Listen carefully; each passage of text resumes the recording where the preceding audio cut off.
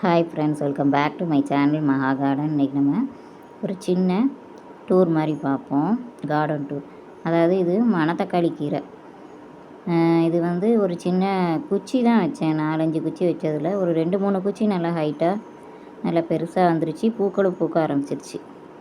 நம்ம வந்து இது வந்து இந்த கீரை அல்சருக்கு ரொம்ப நல்லது. நம்ம சூப்பு மாதிரி போட்டு குடிக்கலாம். அதாவது கீரை அளவுக்கு இல்லைனாலும் வைக்க முடியலனாலும் கொஞ்சம் கொஞ்சமாக சூப்பு போட்டு குடிக்கலாம் எடுத்து. அது வந்து வயிற்று புண்ணுக்கு ரொம்ப நல்லது. இந்த செடி வந்து குச்சி வச்சாலே வந்துடும்.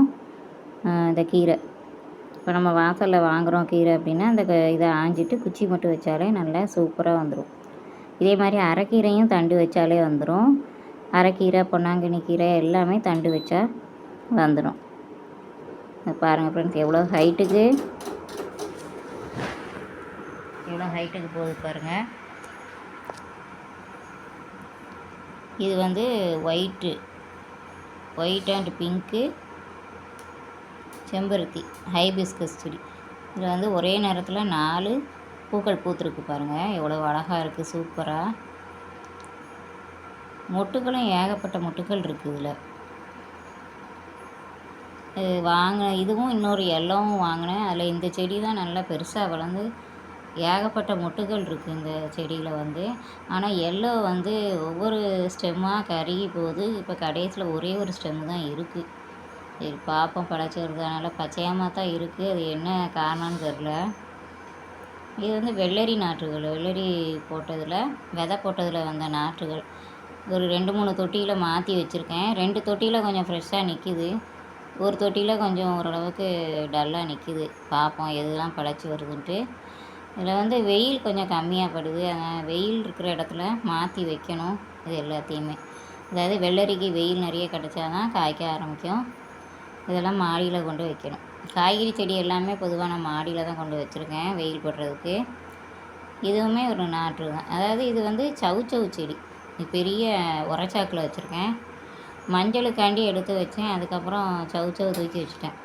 நல்லா பெருசாக வந்திருக்கு. ஆனால் இன்னும் காய்கள் போட ஆரம்பிக்கல. நல்லா மேலே வரைக்கும் கொடி ஏறிட்டு எவ்வளோ இலைகள் பெருசாக இருக்குது பாருங்கள்.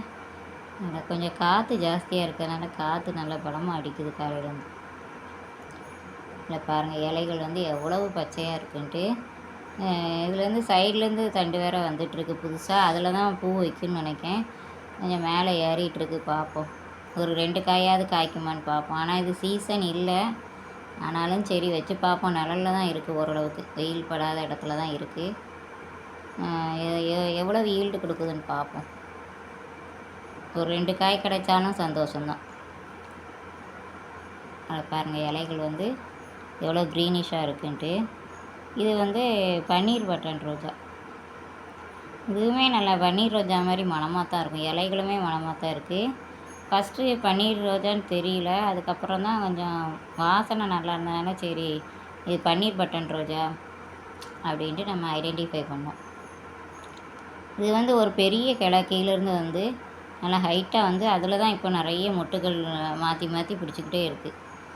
எப்போவுமே இதில் மொட்டுகள் இருந்துக்கிட்டே இருக்கும். பூக்கள் கீழே வைக்கலைனாலும் இந்த மேலே உள்ள கிளையில் வந்து நிறைய ஒரு 4 பூக்களாவது எப்போவுமே இருந்துகிட்டே இருக்கும். 4 பூ இல்லாட்டி 5 பூவாவது பூக்கும். ஓரளவுக்கு நல்லா பூத்துட்ருக்கு பன்னீர் பட்டன் ரோஜா. இது ஒரு உரச்சாக்கில் தான் வச்சுருக்கேன். நல்லா ஹைட்டாக ஒரு கிளை மட்டும் நல்லா ஹைட் எடுத்து வந்துடுச்சு. நல்லா பூக்கள் வந்து நல்லா பூத்துட்ருக்கு. நல்ல மணமாகவும் இருக்குது. இது வந்து கத்திரி செடி, பழைய கத்திரி செடி. இது ஒரு 2 வருஷம் ஆச்சு. ஆனால் இது கொஞ்சம் வெயில் படாத இடத்துல வச்சதுனால கொஞ்சம் காய்க்கலை. இப்போதைக்கு கொஞ்சம் வெயில் படுது அந்த இடத்துல. மாடி படியில் தான் வச்சுருக்கேன். இப்போ வந்து காய்க்க ஆரம்பிச்சிருக்கு. இப்போ வெயில் இதுக்கு நல்லா கிடைக்கிறதுனால மொட்டுக்கள், அதாவது பூக்கள் நிறைய வைக்க ஆரம்பிச்சிருக்கு. வெள்ளை கத்திரி செடி, பழைய செடி. புது செடியில் எறும்பு வந்து அப்புறம் இலையெல்லாம் வெட்டி விட்டு இப்போ திருப்பி தளிர்கள் வந்திருக்கு. அதில் பார்ப்போம். இன்னும் கொஞ்சம் கத்திரிக்காய் செடி வாங்கணும். டைம் இல்லை. நர்சரிக்கு போய் வாங்கி வைப்போம். இந்த சீசனுக்கு நல்லா வரும் கத்திரி, வெண்டை எல்லாமே.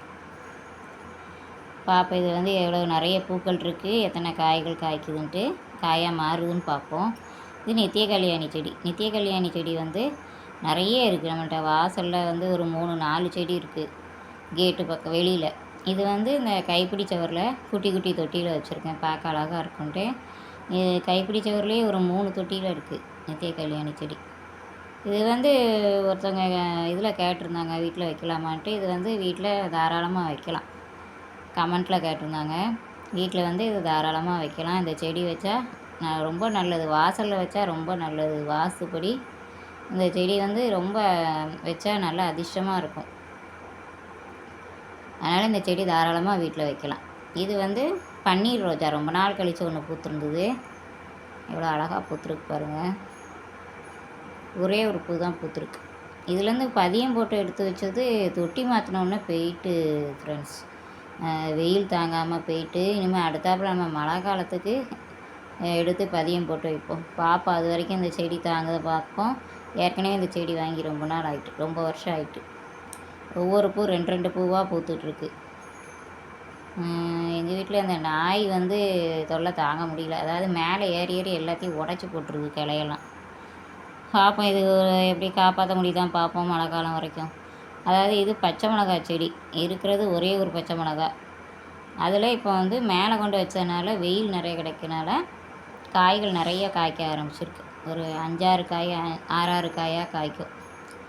இப்போ நம்ம ஒரு 6 காய் கிட்ட நல்லா ஓரளவுக்கு பெருசாக இருக்குது. 5 காய் பக்கம் எடுத்துப்போம். பச்சை மிளகாயை அறுவடை பண்ணி எடுத்துப்போம்.